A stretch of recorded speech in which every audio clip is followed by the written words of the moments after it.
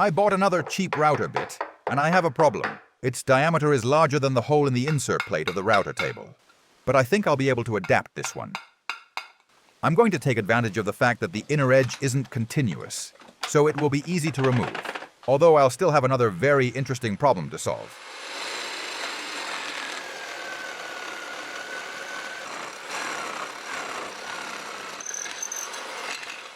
This cutting blade for metal cuts well, but I need to try to make straight cuts, because it gets stuck at the back as soon as I try to make a cut with even the slightest curve. Done! Now I just need to file the leftovers. I use a half-round file. Its curved face helps follow the curve of the hole. It looks perfect. Now I just need to do the other three. And now, despite having a slightly large diameter, this cheap router bit fits through the hole. I installed the palm router base. I put the router, with the router bit already installed, the usual way. And it doesn't fit? It couldn't be that easy. First, I make a few new holes for the anchor screws. We'll see why I'm doing this in a second.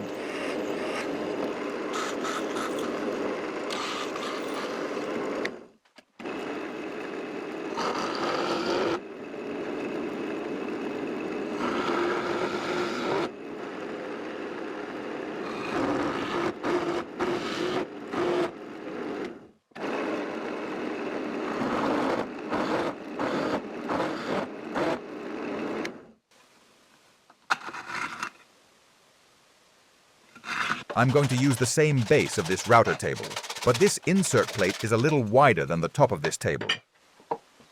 So I drilled new holes, so the anchor screws align centered with the battens that support the top.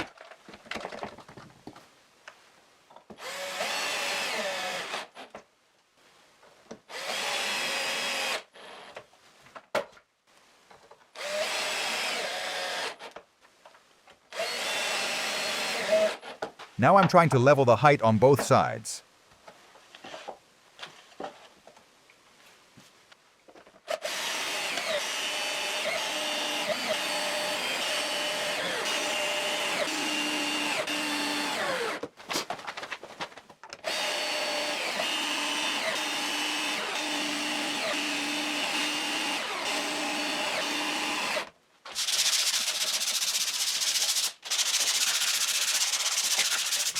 I need to lift the metal plate a little.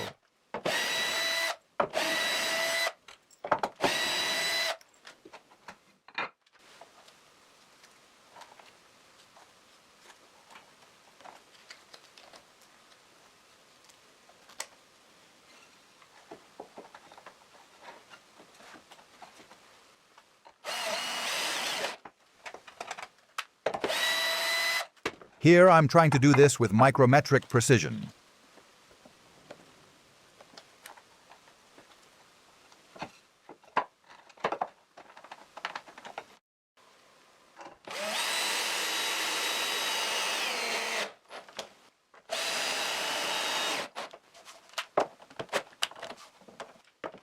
These two screws are small, but I have two longer ones, just like the ones I already put.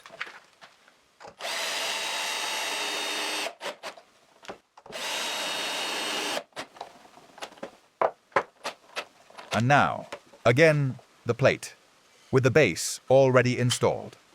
I put the router with the router bit already installed. And, okay, let's remember that this didn't fit, because now it hits the edges of the hole of the router base. Don't worry, I'm not going to file the router base. There's a more curious way to install this large router bit.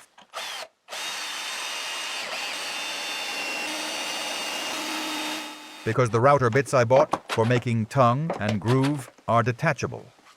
Do you see those nuts on the top? You can insert a wrench underneath.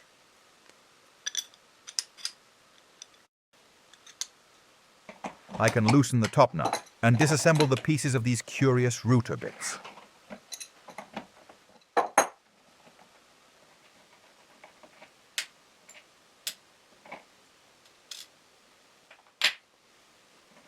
These thin washers are for adjusting the thickness of the tongue that we can cut with this router bit. They also prevent the outer bearing ring from touching the cutting discs.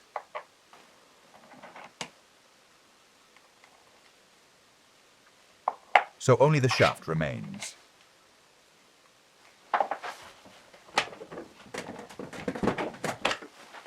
I can tighten it in the router bit collie of the router.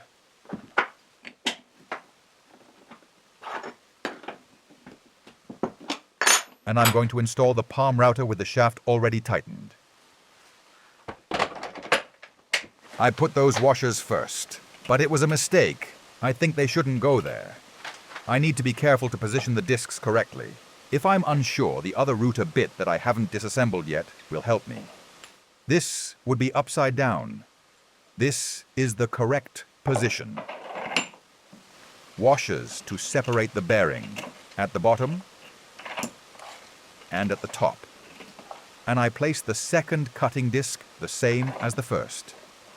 Washer, spring washer, and nut. I remind you that the number of washers I put adjusts the thickness of the tongue that is routed between the two cutting discs. And now I'll try to align the cutting edges of both cutting discs vertically.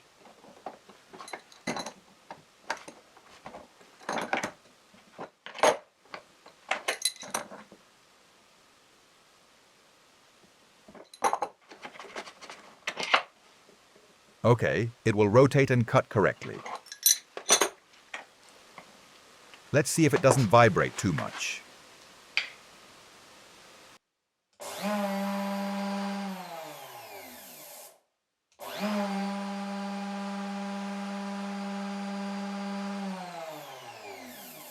And that we can use it with the cutting edges a little below the surface of the router table. That's where removing the inner edge of the hole comes in handy.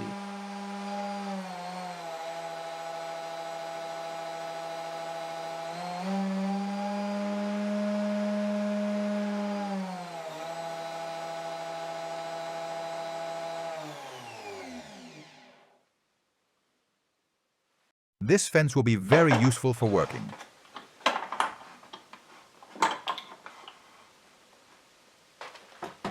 You can't see it, I didn't record it, but the bearing is aligned with the fence.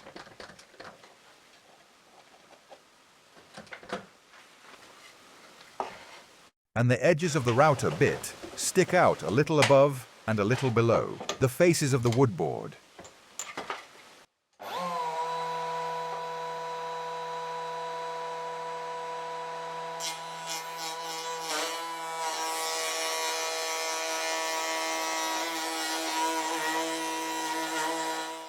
Not bad at all.